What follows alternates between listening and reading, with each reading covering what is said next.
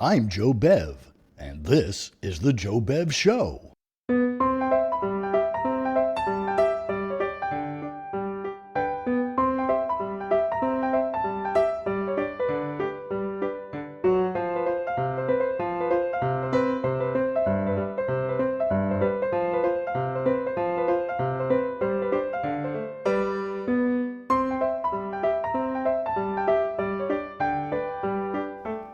This time on the Joe Bev Show, it's Brute Ballingham, private detective in The Excruciating Hello, Chapter 2, The Sizable Slumber.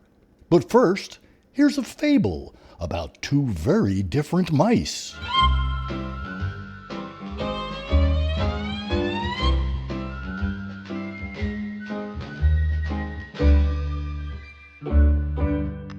August Heat was a little city mouse who lived peacefully in a big house. The house had all the comforts any mouse could ever dream of. There was always warm water to bathe in, hot food, plenty of clothes, and whatever else he needed. Now, a rather unusual mouse lived with August. His name was Persevering, and despite all those comforts, every day he would give something up. He could quite easily wash in cold water as if it were warm, or chew leeks as though they were lumps of cheese. The worst was when he tried to convince August that acting this way would be for his own good. Come on, man. You'll make yourself stronger. You're becoming a real softy, Percy would say to him, and poor August would turn away, snuggle into his blanket, and read a good book, wondering to himself, How could there be such stupid people around? Misfortune would have it that one day so much snow fell on the city that our two friends' little mouse house was completely snowed in and cut off from the outside world. They tried to get out, Oh, it's so cold. It's freezing out here. Let's go back inside. I'm with you. but the cold was so intense, and they didn't think they could dig a tunnel through so much snow. They decided to wait it out. The days went by, and still the snow remained. Now there was no food left. Percy endured it quite well, but August, deprived of his hot baths, his food, his warm shelter, was on the verge of losing control. He was a cultured kind of a mouse who had studied widely. He knew that he wouldn't be able to stand more than 3 days without food. This was the same amount of time they had worked out that they would need to dig a tunnel through the snow. We now have no choice but to get digging. But as soon as he touched that cold snow, August turned away. I can't do it. Not with something so terribly cold.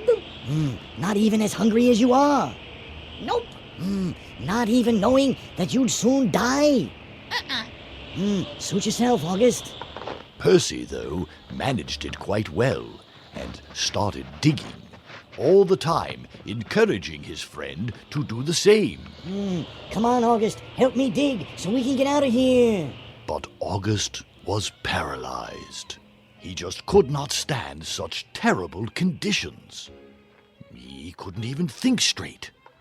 Then he looked at Percy, that idiot, and understood that that mouse was a lot wiser than he looked. Unlike himself, Percy had trained himself to do things because he wanted to do them, and not just because they were the most appealing things to do at any given moment. Come on, Legs. Let's do it. He ordered his legs to dig, regardless of whether they were purple with cold. Unfortunately, that was something which was impossible for August, no matter how much he wanted to do it.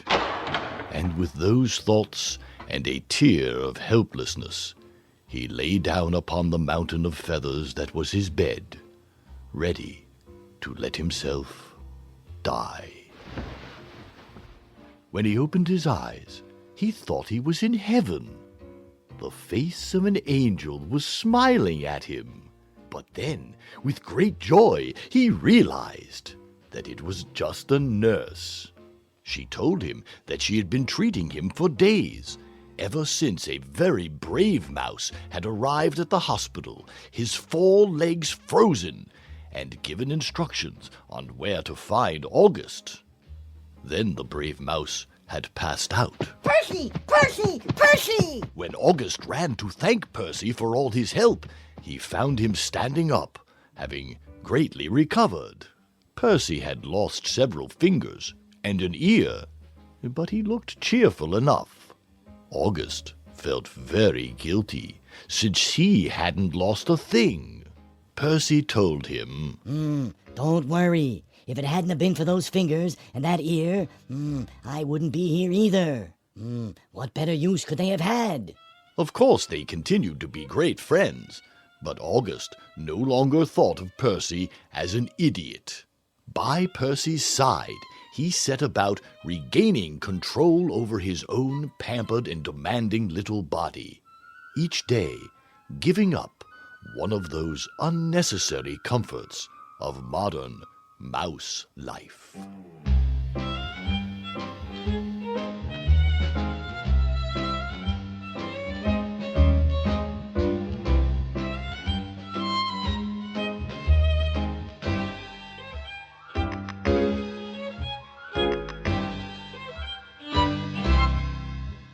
I'm Joe Bev, and this is the Joe Bev Show.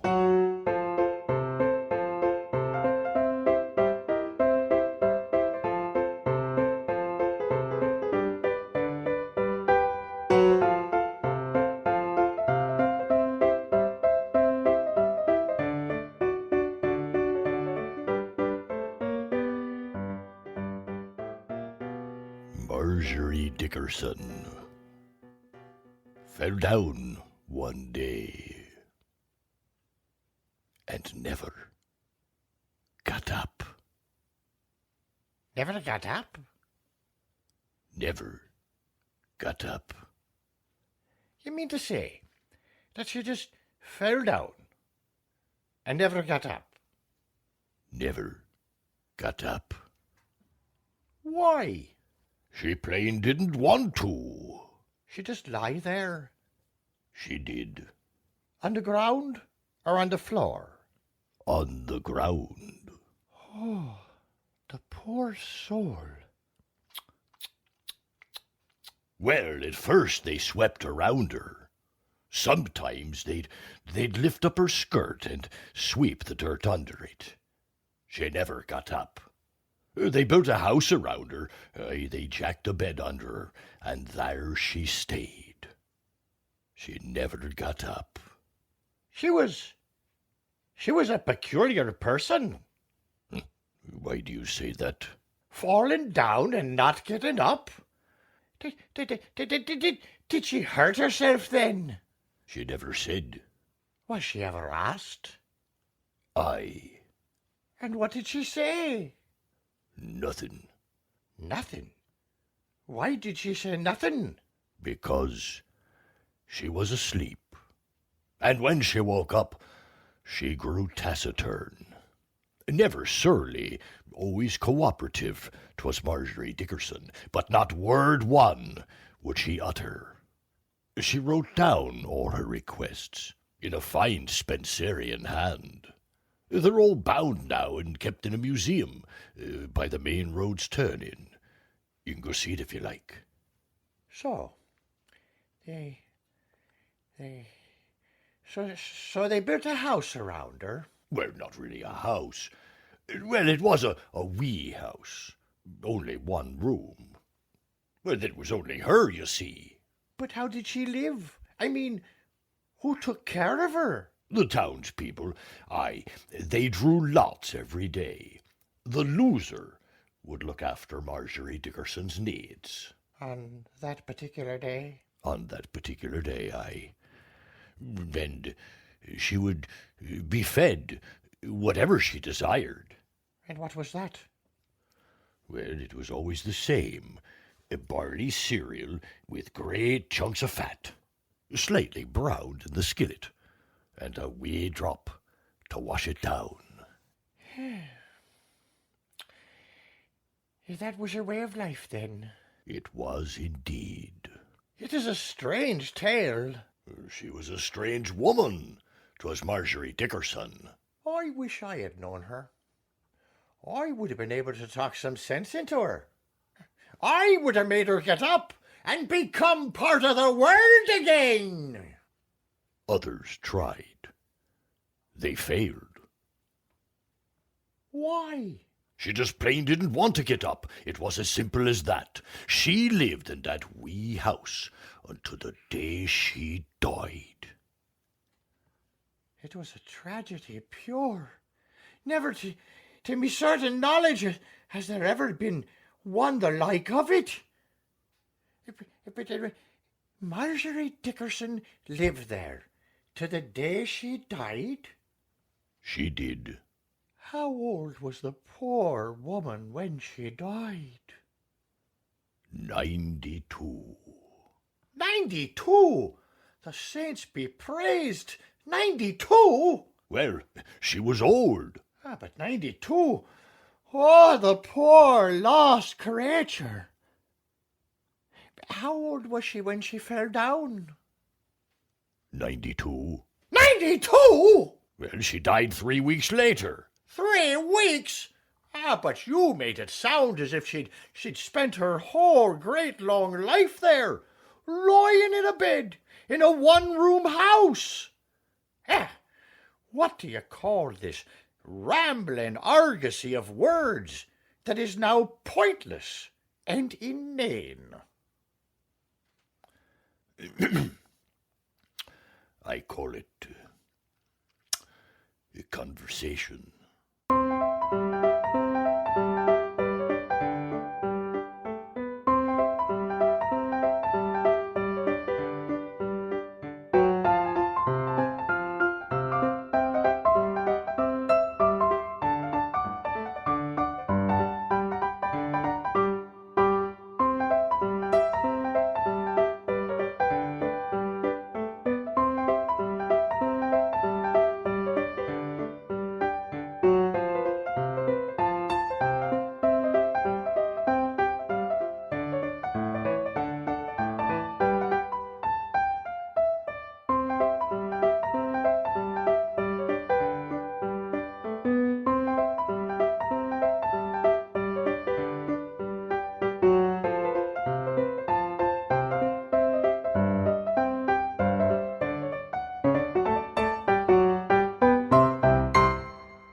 Up next, Brute Ballingham, Private Detective in The Excruciating Hello, Chapter 2, The Sizable Slumber.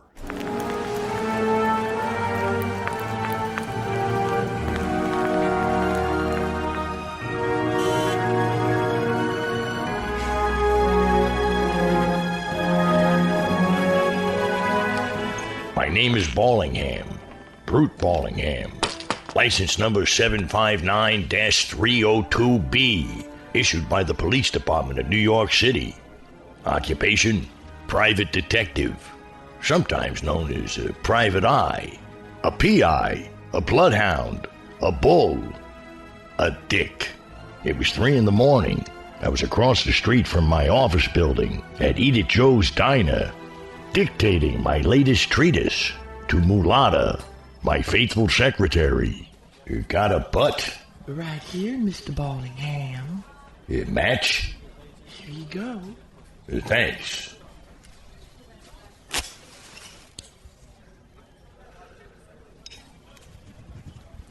Damn filtered cigarettes. Can't keep them lit.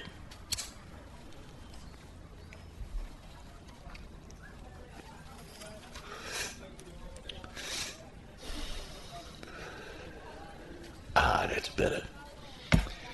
Now, where was I? Oh, yeah. Now get this and get it straight. Crime is a sucker's game.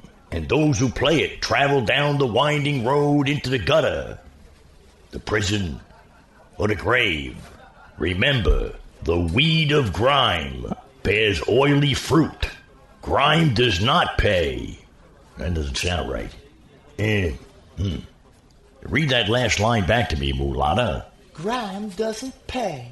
Grime. No, crime doesn't pay.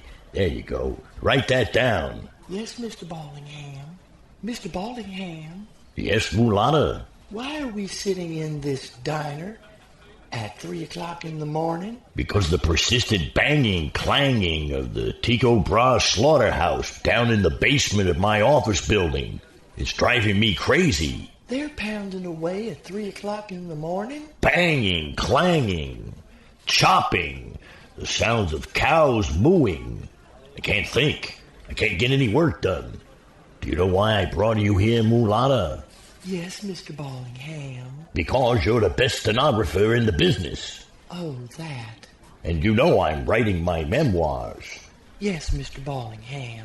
Yeah, Mulata, but that's not the half of it. Hi, Mr. Ballingham. Why, Pinky, what are you doing up at 3 o'clock in the morning? Well, actually, it's 3:10, Mr. Ballingham. Why, Pinky, it's past your bedtime. Well, gee, I would have been here at 3 o'clock, but, you told me to come to the Eat at Joe's Diner.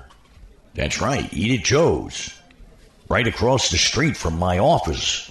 Well, you didn't say which one, so I went to the one on the other side of town. Why did you do that? Well, like I said, you didn't say which one. But why are you here at 3:10 a.m.? Well, you didn't say which 3 o'clock, a.m. or p.m. No wonder they call you Pinky. You got a pinky-sized brain. Well, now that you're here, Pinky, come on in and sit down. Can I have pancakes? As long as you pay for them yourself. Well, I ain't got any money, Mr. Ballingham.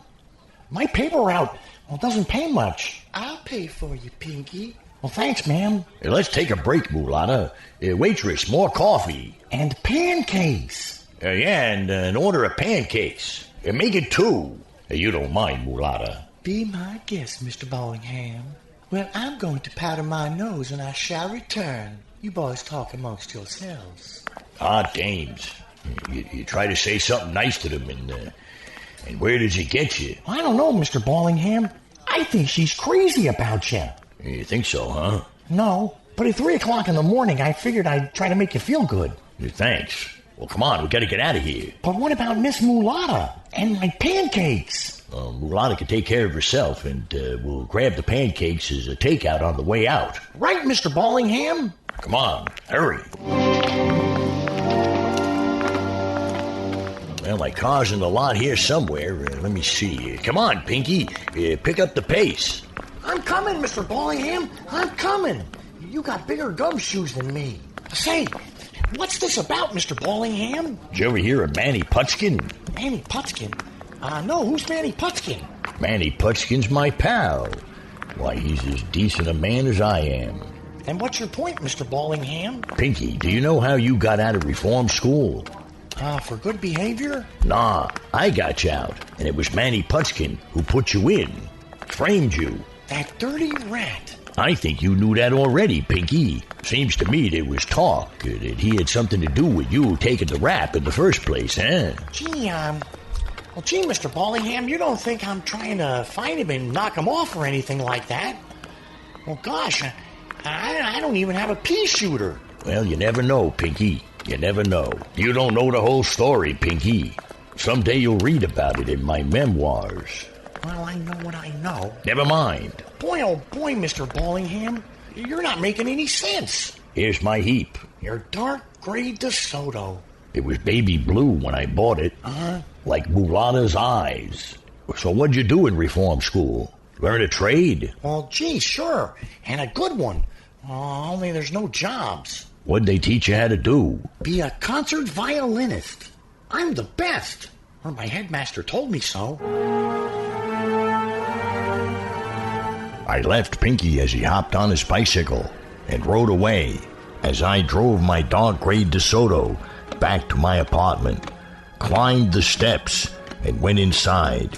No sooner had I sat down when there came a knock at my door. Yes? You're Brute Ballingham?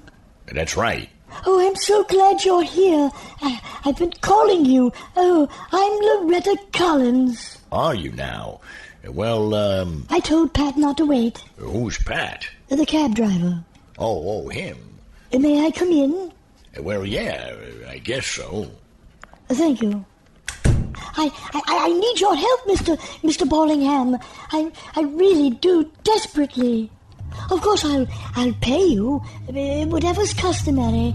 I just don't know where to turn. I don't know where to turn, and somehow we've got to locate them quickly.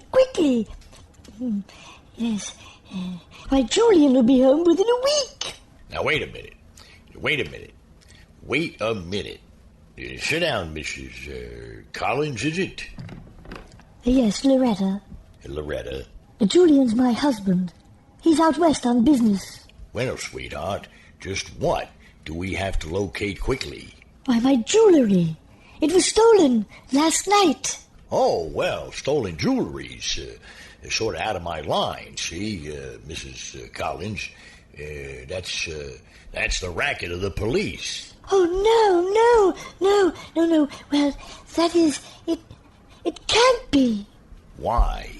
Well, I thought about the police right away, of course, but I can't call them in. I can't. Julian would hear about it. I know. And it would be in all the papers and, well, you understand, don't you? No, actually, I don't understand. Well, I just couldn't, that's all. But I do need your help so much. Well, I just can't seem to resist dames, can I? All right, but you have to level with me now. What jewelry, when did it happen, and who had it? Come on, spill everything. Well, it was a necklace, diamonds. Okay. And a diamond bracelet. I had them in my jewel box last night. I'd only just taken them from our safe deposit box in the afternoon. Who knew you took them out? Well, no one knew. Mm-hmm. Well, how did it happen? The robbery, I mean. Well, I was in my bedroom. That's where the jewel box was. Yeah. I was dressing for dinner. The doorbell rang. I had to answer it. Well, my maid's on vacation now that Mr. Collins is in the West. And, well, it was Sylvia, a friend of mine. We were to have dinner together. I fixed a drink for the two of us and then went back to my bedroom for my wrap. That's when I noticed the jewelry missing. And you hadn't heard anything? I mean, anyone in the house? No. Mm-hmm. Well, of course, the radio was on. Of course. The music, you know, I must have music playing all the time. I see. And how would anyone get into the bedroom? Well, the French doors opened onto a little terrace right by the bedroom. I rather presumed whoever it was came in that way. Well, how much would you say this jewelry's worth? $10,000. Sure, $10,000, sweetheart. A tidy sum. Oh, well, that's what it's insured for. Anything else taken? No, not a thing. Do you wear this necklace and bracelet often? No, not really. When Julian gave them to me, he said they were for state occasions only. And last night was a state occasion? Oh, my goodness, no. Well, that is, If you didn't intend to wear them last night, why did you take them out of the safe deposit box? Well, I suppose you'll have to know. I needed the money, Mr. Ballingham. I have a debt that Julian knows nothing about. If I wrote a check for $10,000, well, he'd ask questions. I don't blame him, so would I. Well, there was just no need to worry him with it, that's all. So he doesn't know you gambled, huh? I didn't say I... Yeah, you didn't have to. Have you ever pawned anything before, Mrs. Collins? No, I haven't. Well, I got news for you. You probably couldn't get $10,000 for them. Oh, but if they're insured... Doesn't matter. Unless you made a deal to have them stolen so you could get the insurance money. Oh, really, Mr. Ballingham? Really, Mrs. Collins. Okay, Let's drive to your place and have a look around. Buy his mother lovely roses for her dear old henna curls. But when his wife said, "Sweetie, what did you get for me?" he socked her in the choppers. Such a sweet, sweet guy was he, and her tears flowed like wine. Yes, her tears flowed like wine. She's a real sad tomato. She's a busted Valentine.